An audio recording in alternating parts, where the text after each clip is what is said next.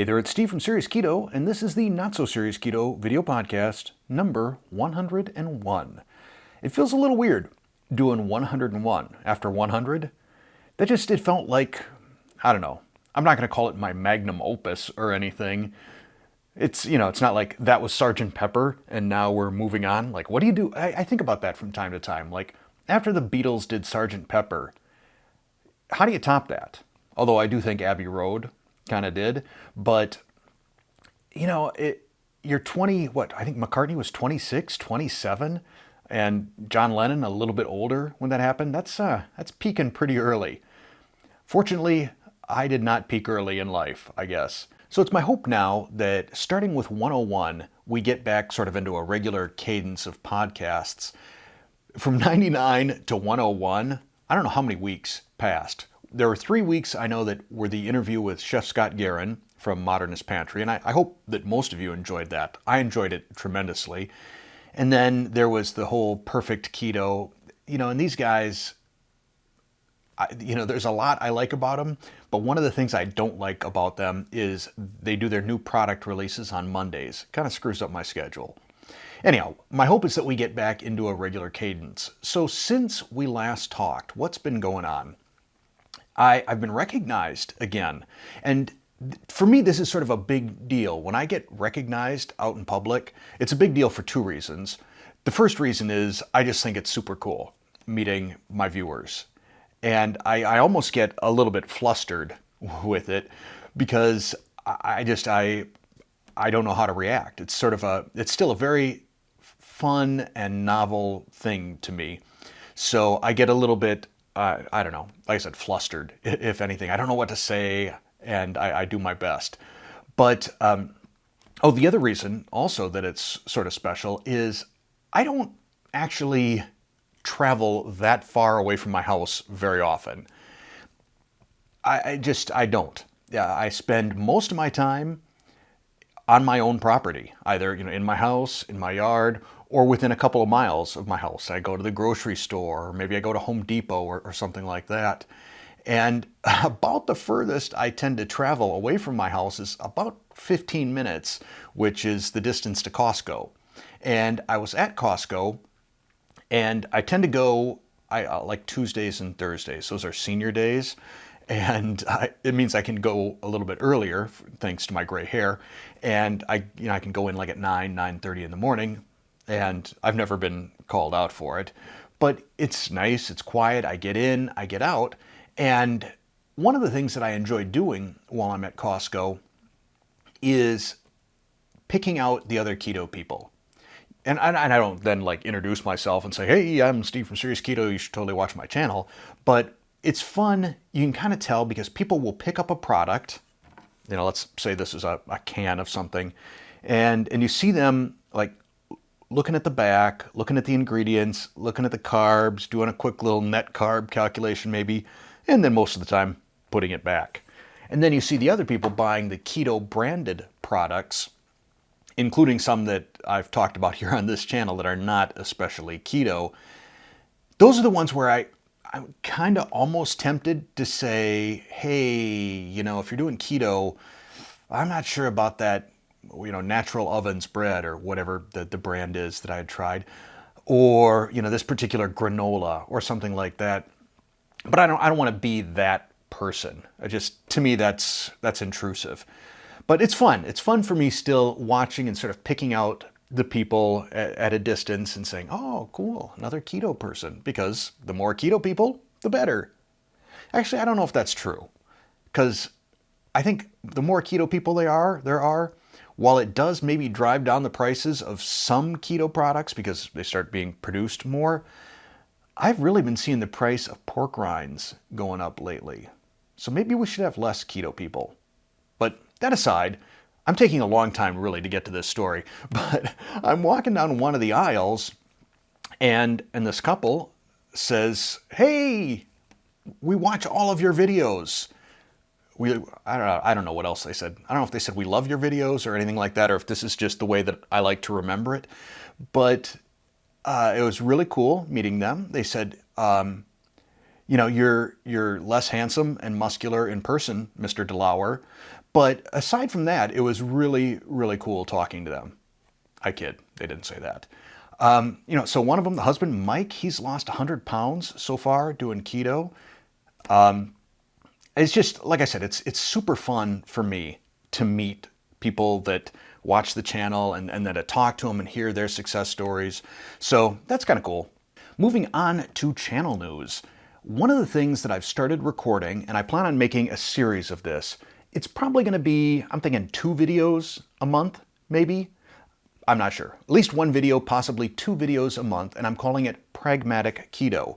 I'd mentioned in a previous podcast that I felt that Serious Keto maybe wasn't the best name for this channel. If I could go back in time and name it something different, it would have been Pragmatic Keto, which incidentally I do own the URL for and the Gmail address and all the social media accounts, just in case I ever decide to change the name of the channel or to create a secondary channel, or a book even.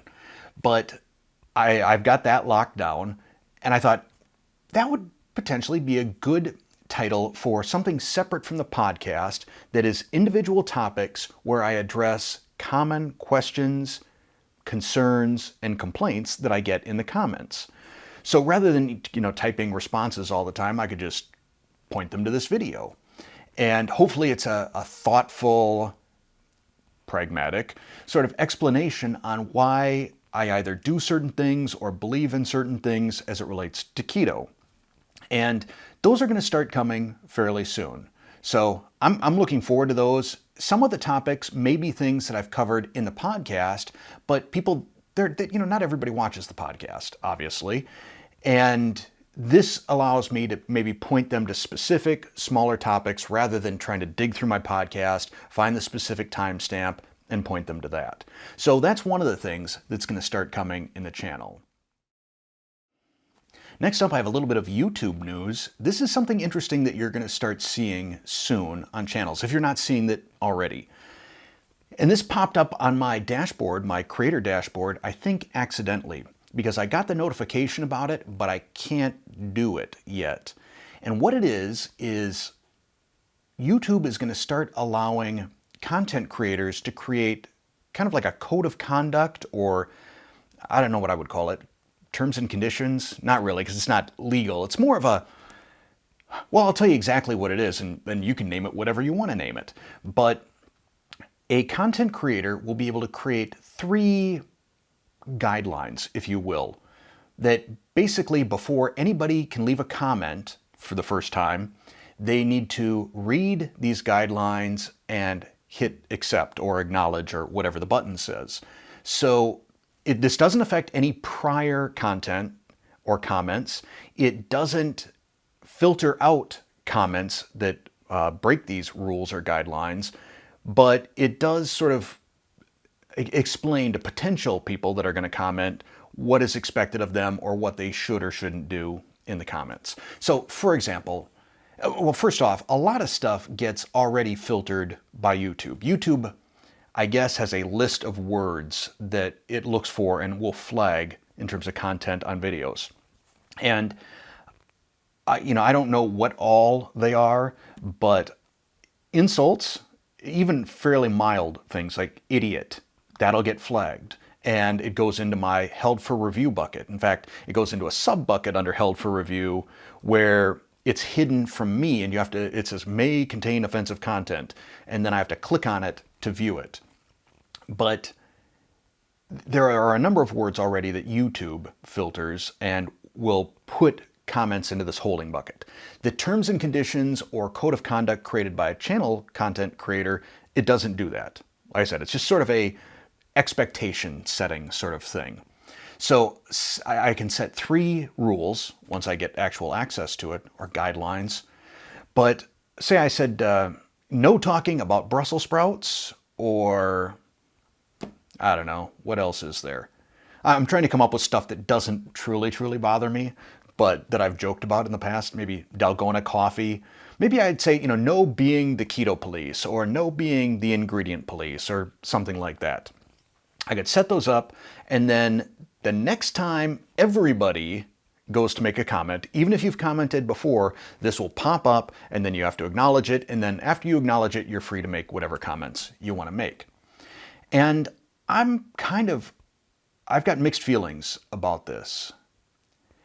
I feel that this is one of those things that could be subject to the law of unintended consequences. I just feel like this starts turning channels into people's little fiefdoms, kind of like Facebook user groups. So I'm always hearing from viewers who, especially keto newbies, who feel like, oh, I'll go join this Facebook group on keto, and they ask some question that's relatively benign, or it's a newbie sort of a question, and the ban hammer gets thrown down, they get kicked out. And I potentially see something like that happening in YouTube. I would love to set expectations for how people should behave in the comments, but like I said, I feel it's sort of a bit of a slippery slope. I don't know. I mean, I look at the overall aspect of YouTube and code of conduct, sort of like YouTube would be like the landlord of an apartment.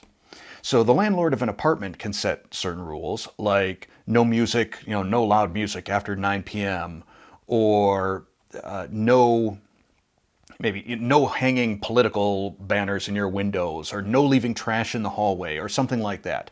So they have rules. That's like YouTube. YouTube's got the big set of rules. And then me, as a content creator, I'm sort of like the actual tenant. So I may have rules in my particular unit, my apartment unit, where I say like no smoking, or no, I don't know, whatever. I say no talking profanity, or who knows what it is. But we each have the ability to kind of control our environment. YouTube controls their bigger environment. If people don't like that, they can go elsewhere. And channels, I guess now, with these code of conduct, can also control a little bit their environment. Like I said, I still don't know exactly how I feel about all of this, and it's something that if I do, I'm going to have to put a lot of thought into it, because I just don't want it to be a knee-jerk reaction like, oh, yay, I can now, put out these code of conduct rules and everybody's going to follow them, because I don't know that anybody is going to follow them. I think they're going to click acknowledge and keep doing what they do. I mean, if people were going to follow a code of conduct on the internet, we wouldn't have the trolls and the name calling and some of the abusive behavior that we already have on the internet. So I don't know if this is going to do anything aside from just create one additional thing that you need to click on as you go to other people's channels. But that's going to be coming fairly soon. And that turned into a much longer topic than I expected. So with that, let's take a brief little ad break. Another thing that I don't know if you'll be seeing on YouTube or not, unless, maybe you're a content creator, but somebody started this quasi chainmail sort of thing on YouTube where they created a video that was their top 10 weird things about them, or things people don't know, or something like that. And you release this video and you share it with your viewers so they can find out more about you, and then you tag 3 other people who then are supposed to do it. Now, I am not into chain mails, chain emails, any of that sort of thing, but I got tagged by one of my viewers, Matt Troyes, and Matt's a good guy. I like this guy. He seems like a pretty mellow, laid-back guy. He looks like he could probably bench press a Volkswagen. But he tagged me in his video, and I thought, should I do this or should I not do this? And I really got to thinking, is there even 10 things that you don't know about me?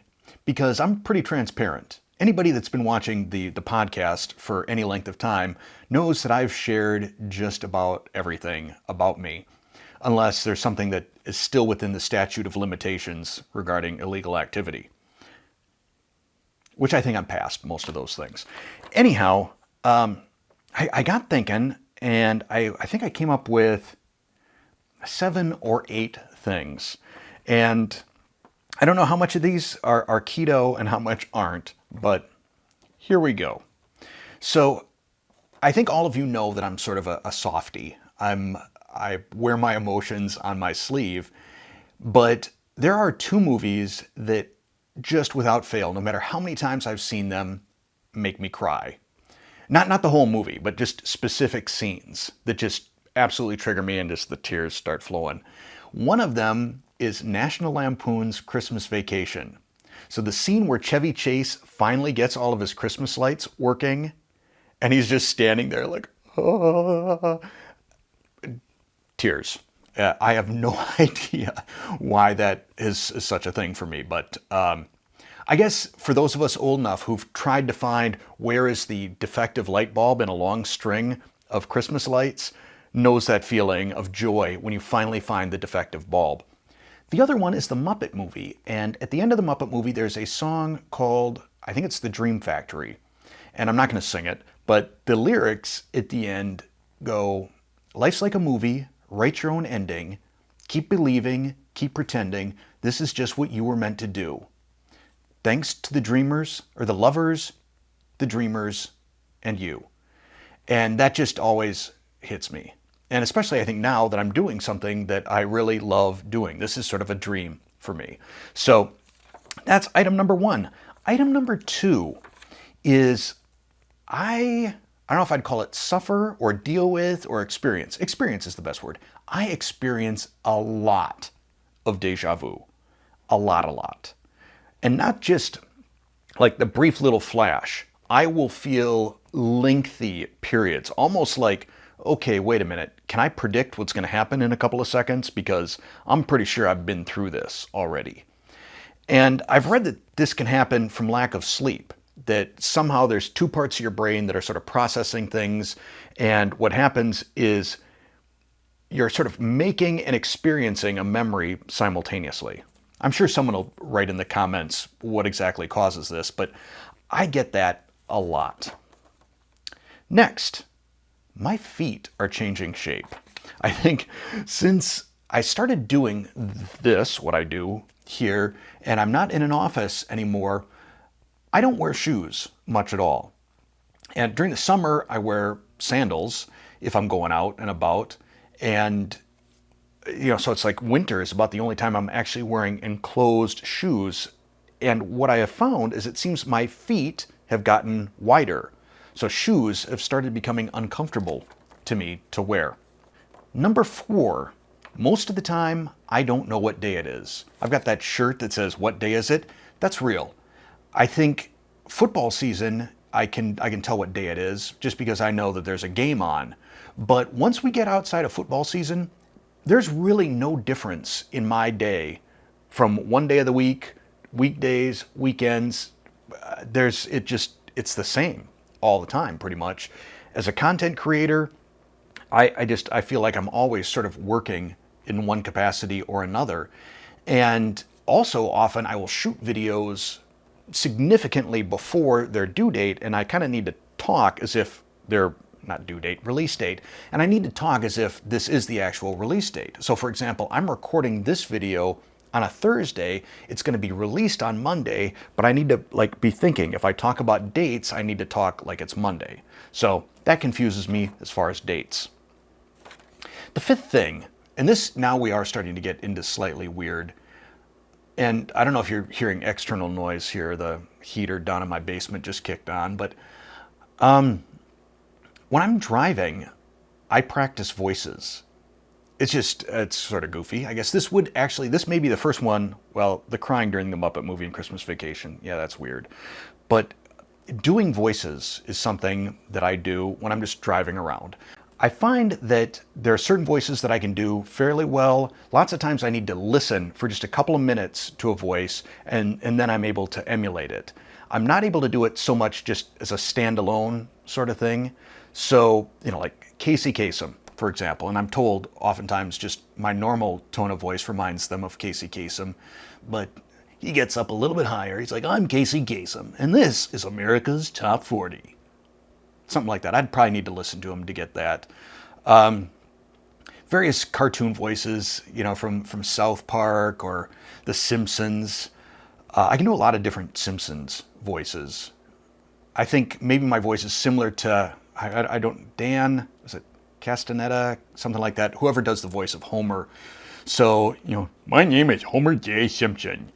I can do that. And then, of course, Grandpa Simpson, which is basically is a more tired version of Homer. You got Marge, like, oh, homie. Peter Griffin.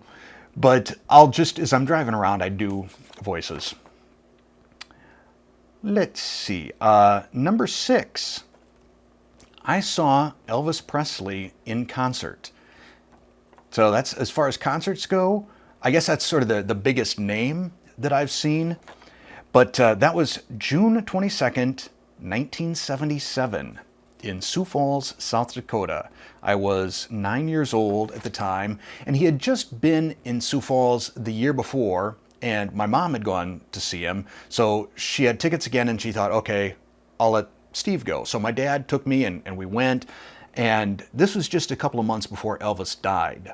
So he was not looking good. He was just big, heavy, sweaty, constantly, getting handed towels or scarves, that he'd wipe the sweat off and then, throw them into the audience. Didn't move around a whole bunch. And it was a pretty short concert. Seems to me like 40 minutes or something. And yeah, so I saw Elvis. I wish I still had the ticket stub to that, because I doubt anyone would believe me. But I did. I did, in fact, see Elvis. I was way far back, though. Needed binoculars to see him. So for the last one, which I think is number 7, and I got multiples within this one, is similar to something that Matt covered when he did his list, which is strange or weird side effects that he's experienced since going keto. And I've talked about this in previous podcasts, and likely this will become one of my standalone videos. But some of the interesting things that I've experienced or no longer experience since going keto. I almost never fart anymore. It's crazy. Like, I cannot honestly remember the last time I passed gas. And when I do, it's, if there is any noise, it's all bark and no bite. I don't burp. I used to burp a lot, and I don't know how much of that is keto, how much of that is me having cured my acid reflux with the apple cider vinegar. I'm sure a lot of you have seen that video. I used to also have a ton of mucus. And again, I don't know if this is a keto thing or if this is the reflux going away, but I used to make a lot of noise in the shower in the morning, just clearing out mucus, either blowing it out my nose, clearing my throat. Yeah, I know it's kind of gross, but now, not anymore, just not an issue. I've talked also about lack of bodily smells. I don't make BO anymore. It's crazy. And I think that is a testament to some of the toxins and just garbage that's in the standard American diet that once you eliminate, your body isn't then forced to eliminate. Similarly, my breath, like I don't wake up with morning breath. It's wild. I mean, people talk about keto breath and how it can be sort of, smell like acetone. I haven't had that. I mean, I think maybe I did early on, but no longer. And here is, though, something that's mildly interesting, or perhaps not, is when I quit drinking alcohol, I went through a period where I did have morning breath again. So, maybe this was the last of my body sort of expelling some of that. I don't know. But all of these are sort of interesting, odd, unexpected benefits of keto that people don't talk about. But anyhow, that's my, top 7. I forget. I wasn't really counting all that well. But weird things about me. And I'm not going to tag anybody else. This is where it ends with Steve. Like I said, I'm not a chainmail sort of a guy. So even though I'm not going to tag anybody, if any of you want to share just one weird or special thing about yourself down in the comments, give me a chance to get to know all of you a little bit better, feel free. Just type it down there in the comments. What's a weird or special or interesting thing about you? And with that, I think I'm going to wrap up this podcast. As always, I thank you for spending a little bit of time with me. Hopefully you enjoyed it as well. Thanks for watching or listening.